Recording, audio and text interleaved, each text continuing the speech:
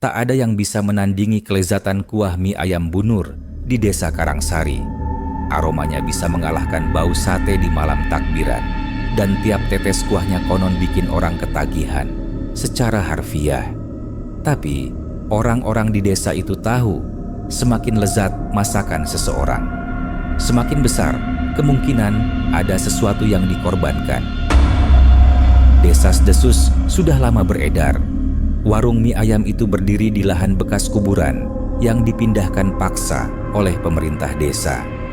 Dulu ada cerita tentang seorang dukun tua yang dikubur hidup-hidup karena dituduh membangkitkan orang mati. Kuburannya ada di situ, di bawah meja nomor 4, meja yang Bu Nur tak pernah izinkan untuk dipakai siapapun. Namun semua itu hanyalah bisik-bisik orang kampung.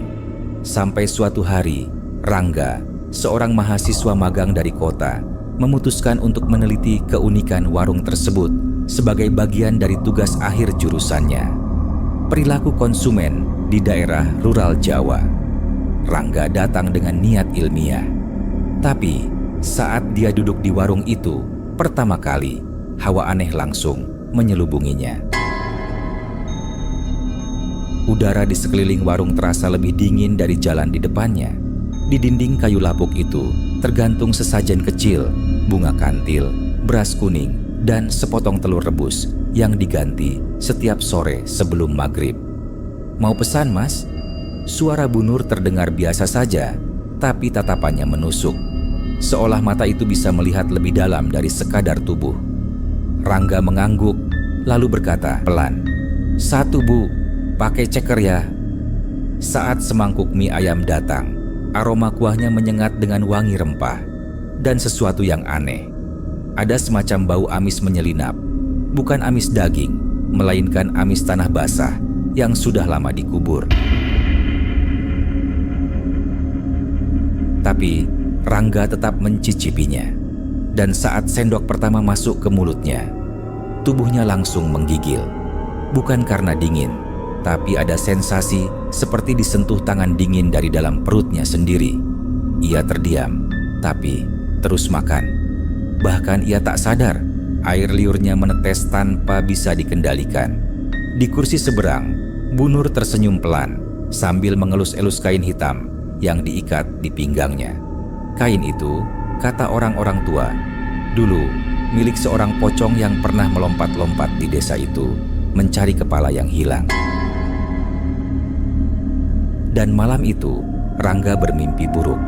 Ia melihat dirinya terikat di atas wajan besar, tubuhnya dilumuri kuah panas. Di sampingnya, sesosok pocong dengan mulut terbuka meneteskan air liur hijau ke dalam wajan. Bu Nur berdiri di belakangnya sambil berbisik, "Kuah yang enak harus dimasak dengan janji." Rangga terbangun dengan napas terengah-engah dan keringat dingin membasahi punggungnya. Jam menunjukkan pukul 2.34 dini hari. Suara kodok bersahutan di luar, tapi ada satu suara lain yang membuatnya merinding. Suara celepuk bertengger di pohon jambu belakang rumah kontrakan. Dalam budaya Jawa, celepuk bukan sekadar burung malam. Ia pertanda kematian, apalagi jika bersuara 3 kali berturut-turut. Dan malam itu, suara itu terdengar 4 kali. Esok paginya, tubuh Rangga lemas. Tapi anehnya, ia merasa ingin kembali ke warung itu. Bukan untuk wawancara atau observasi. Ia merasa rindu dengan kuah mie ayam itu. Pikiran logisnya mencoba melawan, tapi tubuhnya seperti dikendalikan sesuatu yang lebih kuat dari sekadar nafsu makan. Sementara itu, warga mulai resah. Dalam 2 minggu terakhir, sudah 3 orang meninggal misterius setelah makan di warung Bu Nur. Semuanya sehat, tapi meninggal mendadak dalam tidur. Lidah mereka membiru dan dari mulutnya keluar busa kehijauan. Namun keluarga korban bungkam, seolah ada yang mereka sembunyikan. Mbah Karwo, seorang tetua desa yang dikenal masih memegang adat lama, akhirnya buka suara. Mie ayam itu bukan makanan biasa. Bu Nur dulu bukan siapa-siapa. Sejak suaminya mati gantung diri, dia seperti berubah. 3 malam setelah itu, Aku lihat dia berjalan ke kuburan dukun Mbah Rekso, bawa ayam cemani dan kendi air. Pesugihan, desis Mbah Karwo sambil menatap langit senja. Pesugihan yang menuntut liur makhluk halus, liur pocong. Konon, pocong yang digunakan dalam pesugihan ini bukan sembarang pocong. Ia adalah arwah penasaran yang mati tanpa sempat dimandikan dan dikuburkan tanpa kafan sempurna. Pocong itu akan diperah liurnya melalui ritual tertentu, dan air liur itu dicampur dalam kuah masakan dengan syarat harus ada korban nyawa setiap kali omset warung naik.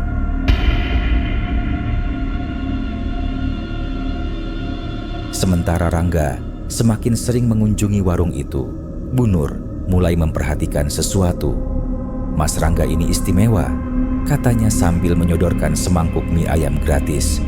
"Kamu cocok untuk jadi tumbal utama." Rangga hanya tertawa kecil, belum paham maksudnya. Tapi malam itu ia mendengar suara dari dapur kontrakannya. Suara seperti ada yang menyeret-nyeret karung berat.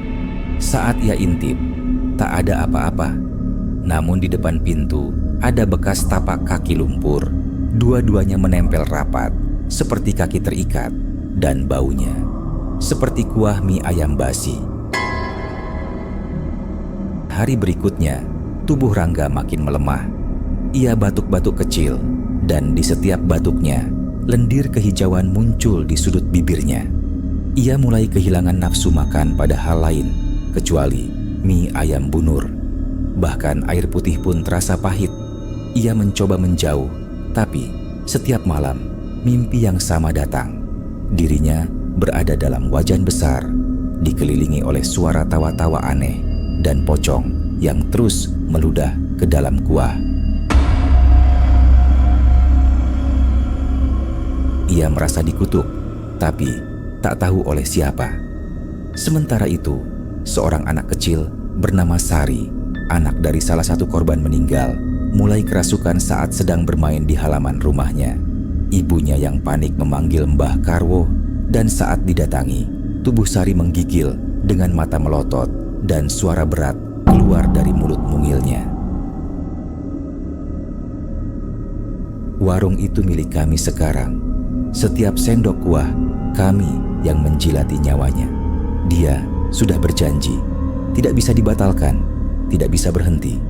Sontak orang-orang di desa mulai bicara kembali tentang perjanjian darah yang dibuat di malam Selasa Kliwon. Legenda lokal menyebutkan, jika seseorang ingin kaya melalui pesugihan pocong ludah, maka mereka harus menghidangkan rasa dari alam gaib ke dalam makanan mereka.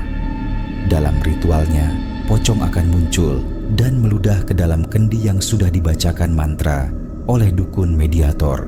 Ludah itu tak bisa dikonsumsi langsung, tapi harus dicampur dengan rebusan tulang ayam jantan pertama yang disembelih saat bulan mati. Dan setiap 7 mangkuk mie ayam yang laris harus ditebus dengan 1 nyawa manusia. Bu Nur awalnya hanya ingin modal untuk membesarkan warung, tapi kini ia terjebak. Tiap malam, pocong itu muncul di mimpinya, menagih. "Sudah laku 14 mangkuk hari ini, Nur, 2 nyawa." Sementara Rangga dalam penelitiannya mulai menyadari pola itu. Ia menelusuri data kematian di desa sejak Bu Nur membuka warungnya 2 tahun lalu. Angka kematian mendadak meningkat setiap kali warungnya ramai pengunjung. Ia mencatat semuanya, berencana mengungkapnya dalam skripsi. Namun, saat dia hendak mengetik kesimpulan penelitiannya malam itu, laptopnya mati sendiri, dan dari kamar mandi terdengar suara seperti seseorang memuntahkan sesuatu. Tapi Rangga tinggal sendiri. Ia maju pelan, membuka pintu, dan mendapati kendi tua di dalam kamar mandi, penuh cairan hijau kental, bergelembung, berbau anyir. Di atas kendi itu, selembar kertas basah menempel, bertuliskan, "Kamu peneliti yang cerdas, Rangga, tapi kau sudah mencicipi kuahnya. Sekarang kamu bagian dari perjanjian ini." Rangga tak bisa tidur malam itu. Setiap kali memejamkan mata, ia melihat wajah-wajah pucat yang menjerit tanpa suara. Mereka seperti korban, tapi tak satu pun yang ia kenali. Tangannya gemetar saat memegang pulpen, mencoba menulis di buku catatan, tapi tak ada kata yang keluar. Ia merasa pikirannya disumbat oleh sesuatu yang bukan miliknya. Satu-satunya yang terngiang hanyalah, kau bagian dari perjanjian ini. Pagi harinya, Rangga bergegas menemui Mbah Karwo. Lelaki tua itu menatapnya dengan mata suram, seperti sudah tahu kedatangannya. Kau makan mie ayam itu lebih dari 2 kali ya? 4 kali, jawab Rangga pelan. Itu berarti kamu calon wadah. Rangga tak mengerti. Mbah Karwo menjelaskan bahwa dalam pesugihan jenis ini ada tahap di mana roh pocong akan mencari wadah baru untuk memperluas pengaruhnya. Wadah itu adalah orang yang tidak hanya mencicipi kuahnya, tapi menginginkannya. Orang seperti Rangga yang mulai merasa ketagihan, bahkan saat tahu ada yang salah. Dan sekali seseorang menjadi wadah, lambat laun tubuhnya akan berubah. Bukan secara fisik, tapi secara spiritual. Jiwa orang itu akan dikikis sedikit demi sedikit, diganti oleh roh penasaran dari sang pocong. Kalau kamu tidak mau jadi wadahnya, ada satu cara, kata Mbah Karwo lirih. Tapi kamu harus melakukan yang tidak semua orang berani. Kamu harus datang ke warung Bu Nur dan minum kuah langsung dari kendinya. Tapi bukan sembarang waktu. Harus pas tengah malam Jumat Kliwon. Rangga awalnya menolak. Itu gila. Tapi semakin hari tubuhnya makin tak terkendali. Ia mulai meludah sendiri saat melihat mie ayam lain, dan lendir yang keluar dari mulutnya kini berwarna hijau. Ia tahu waktunya tidak lama, dan jika ia tak melawan, maka yang tersisa dari dirinya hanya akan menjadi alat, sama seperti Bu Nur sekarang. Tiba malam Jumat Kliwon, langit hitam kelam tanpa bintang. Udara dingin mencengkram kulit. Rangga membawa segenggam bunga setaman dan pisau kecil sebagai simbol penolak bala. Ia menyelinap ke belakang warung Bu Nur yang sudah tutup, tapi pintunya terbuka. Di dalam, lampu temaram menyala dan kendi tua itu berdiri di tengah ruangan. Kuahnya mengepul, padahal tidak sedang dimasak. Bu Nur berdiri di sudut ruangan, matanya kosong. Dari mulutnya menetes liur hijau, dan ia bergumam seperti orang kerasukan. Kalau kamu kuat, Rangga, kamu bisa bebas. Tapi kalau tidak, kamu gantikan aku. Dan saat itu, pintu belakang tertutup sendiri. Angin menderu dari segala arah. Kendi itu mendidih, dan dari dalamnya muncul kepala pocong. Matanya hitam legam, mulutnya terbuka, meludah ke arah Rangga. Rangga harus memilih, minum kuah itu atau mati dengan lidah membusuk. Kuah dalam kendi itu kini tak sekadar mengepul, ia seperti hidup. Riaknya membentuk wajah-wajah manusia yang menjerit. Sesekali terdengar seperti suara anak-anak menangis, lalu berubah jadi tawa yang menggelegar. Di sekeliling Rangga, aroma daging busuk dan daun kemuning terbakar menyengat tajam. Ia maju perlahan, tangan gemetar memegang mangkuk tanah liat yang sudah ia bawa dari rumah Mbah Karwo. Jantungnya berdentum kencang. Di belakangnya, Bu Nur mulai melantunkan mantra aneh dalam bahasa Jawa kuno. Namun suaranya seperti terbelah menjadi dua.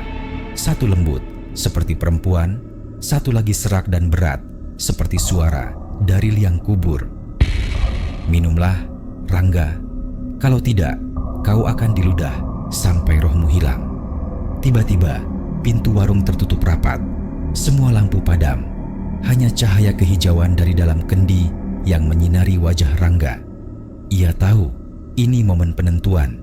Ia menunduk, mencelupkan mangkuk ke dalam kuah itu, dan saat ia mengangkatnya, seekor lintah besar berenang di permukaan, lalu menempel di tepi mangkuk.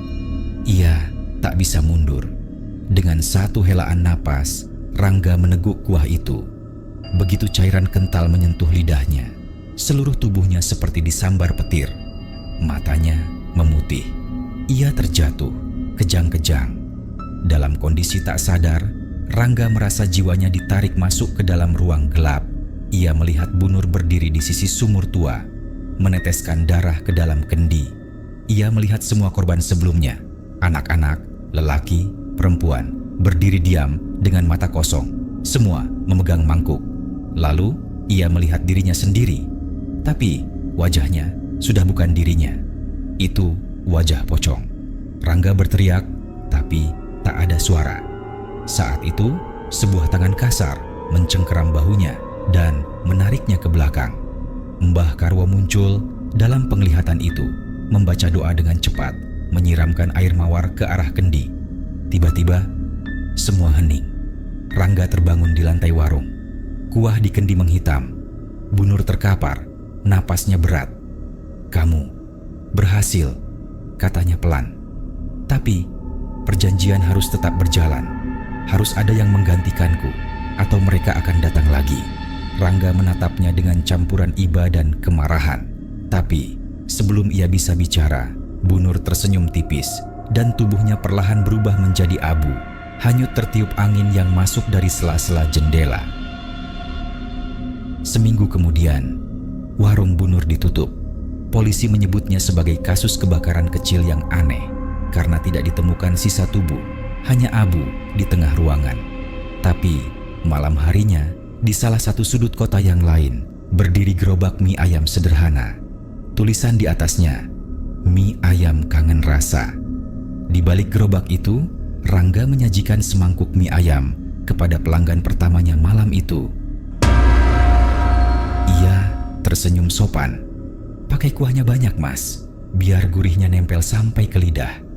Dan di belakangnya, kendi tua itu berdiri tenang, masih penuh, masih mendidih, dan legenda pun berlanjut.